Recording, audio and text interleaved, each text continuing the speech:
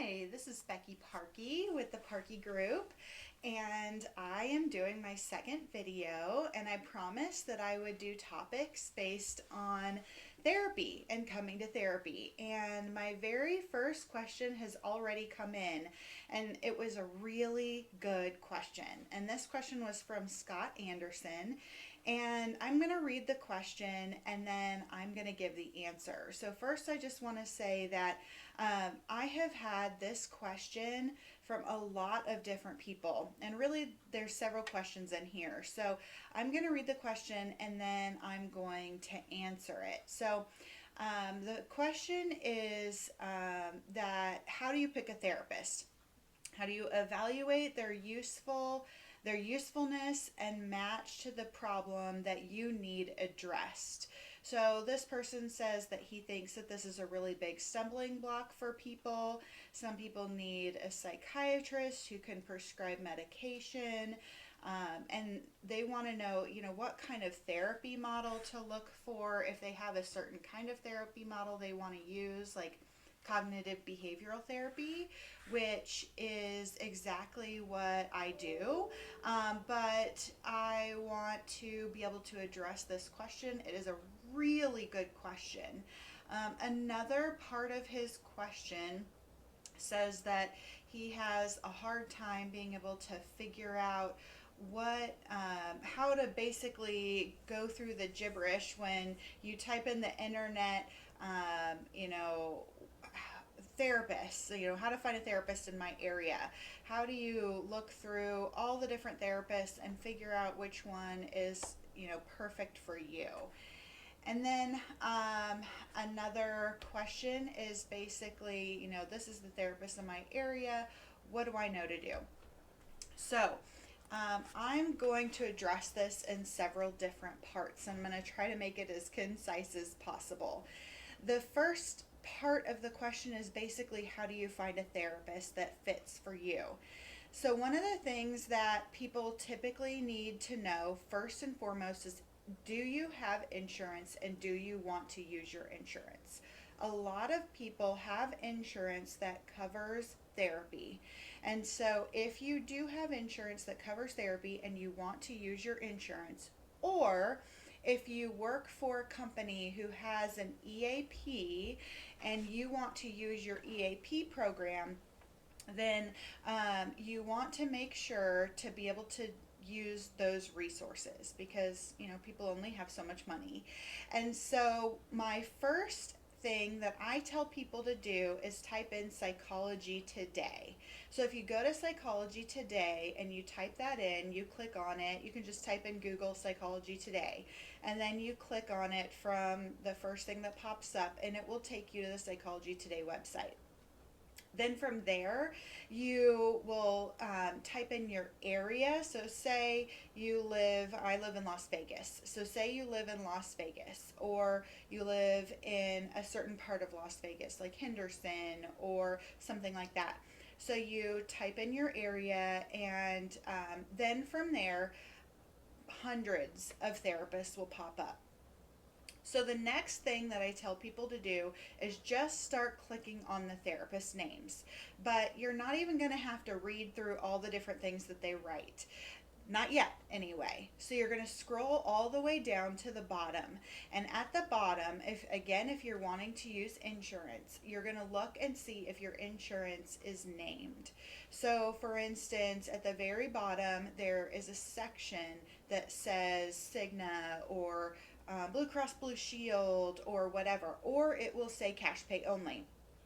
So from there, you're going to know, okay, I don't want to even use that therapist. So you're going to go back and you're going to click on the next therapist, and so on. So you want to just find a few therapists that take your insurance. Then the next thing that you're going to do, if they take your insurance, is you're going to scroll up. And you're going to look on the right hand side, and it is going to say, specializes in cognitive behavioral therapy or couples therapy or, something like that. If there's like 20 different things that it says that they specialize in. I don't necessarily say, rule them out completely, because I specialize in a lot of things, but that's because I do actually specialize in a lot of things. But some people just click on everything.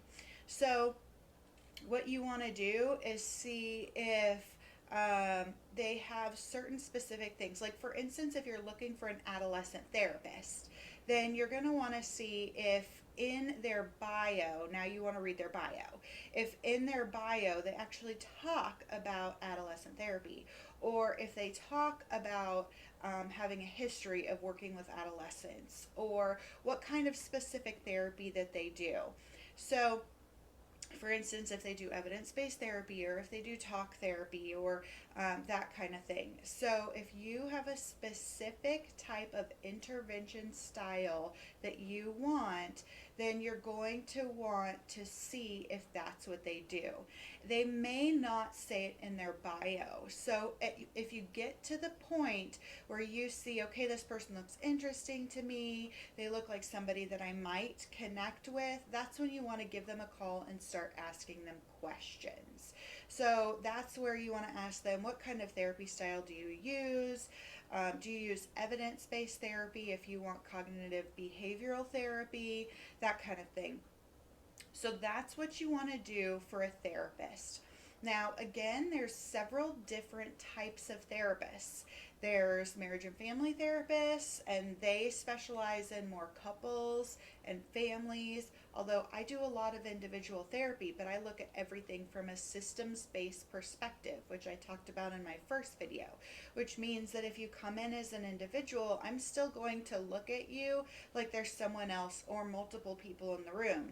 In fact, when someone talks, I'm constantly looking at the other chair and referencing the other person in the room. It oftentimes cracks people up because I'm looking over at another chair just because that's how I'm trained. A social worker, a clinical social worker, is typically trained to think in a kind of one person point of view, and they're trained in a way in a system because they also are looking at very community based oriented types of things. And so they're trained differently. And then a licensed professional counselor oftentimes is not trained in couples or families. They might have one class, but most of the time, not always, unless they get special training, they're oftentimes not very comfortable with doing couples or family therapy. There are times, if they put it in their bio, that they have had special training in which they are comfortable, but most of the times, if you want a couples therapist, you will go towards a marriage and family therapist. So hopefully that's something that you have a little bit better of an understanding of. Another thing that you can do is apparently a new big thing is to be on Yelp. So that's a place that I'm starting to get a lot of referrals from, is actually Yelp. So you can go on Yelp and you can look, and a lot of people are reviewing therapists on Yelp. And so you can see if there's reviews on Yelp for therapists. I only have one. I never, and most therapists won't ask their clients for a review, but I do leadership training, and I have doctors who have referred to me, and so I have reviews from people like that. But other than that, I don't have clients who have given me reviews because it's a HIPAA violation. However, they could if they decided they wanted to, but I would never ask.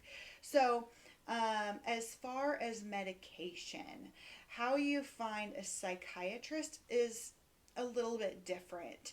So basically what you want to do to find a psychiatrist is you can do this same thing for a therapist, but I recommend doing what I just told you for a therapist because you get a lot more information. But for a psychiatrist, my recommendation is, if you're going to use your insurance, to call your insurance provider and see what psychiatrist or psychiatric nurse practitioner is in your insurance network. Because For one, there are a it finding a psychiatric nurse practitioner or a psychiatrist is one very difficult because there's very few right now who are practicing. There's a huge need. And so you want to find one in your network because they're the ones that are practicing right now a lot of times are either out of your network or are cash pay, which can get expensive very fast. So that would be my biggest recommendation is to contact your insurance and find one in your network. If you are willing to pay out of pocket, there are some who, if you're paying out of pocket, will offer a discount. So for instance, I'm in Las Vegas and I have someone. She's fantastic. She's a psychiatric nurse practitioner, and I send my clients to her pretty frequently. In fact, I use her exclusively because she's known to get people in immediately, which is near impossible. And honestly, that's worth $1 million to me and to my clients because it is so difficult to get in to a psychiatrist or a psychiatric nurse practitioner. So, in my opinion, if you have a high need and you need to get in quickly, it's almost worth it or worth more money if you have the money to go ahead and get in immediately, especially if you've got a really high or immediate need. So, that being said, those are my number one recommendations, and I will speak more to that later, but I hope this was helpful. That was a fantastic question, and honestly, I get that question a lot. And again, if you're willing to pay out of pocket, I will just say that I don't take insurance. And there is a very good reason behind it, and I'll give you several different reasons. The one reason is because now that I'm in a private practice, there are a lot of people that I see that don't necessarily need a diagnosis. And this is one of the things that Scott had asked. He had asked about the stigma behind a diagnosis. So I don't necessarily believe in not giving diagnoses. I think that sometimes it can be extremely helpful for people to understand what it is that they're struggling with or suffering with. But on the other hand, in the clinical world, in order to charge insurance, you are obligated to give a diagnosis. And a lot of the people I see, couples, even individuals, they just don't have one. And so if I take insurance, I have to give a diagnosis. And to me, it's unethical, and I've had to deal with it my whole career, and I'm sort of done. And so I'm ready to put that aside. The other thing is, people who do have a diagnosis, there are a lot of reasons why some people don't want it to be on their insurance. Some people are doctors who, have malpractice insurance and they can't have it on their insurance because they could lose their licenses. So there's a lot of different careers that people have that they just don't want it on their insurance. So, to be honest, there's a lot of reasons why I don't take insurance.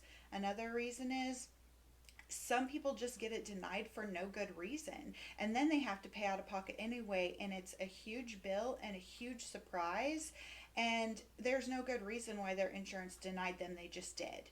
So, to make a long story short, I don't take insurance, and there's a lot of therapists out there that don't, and that's part of the reason why, or at least a big reason why.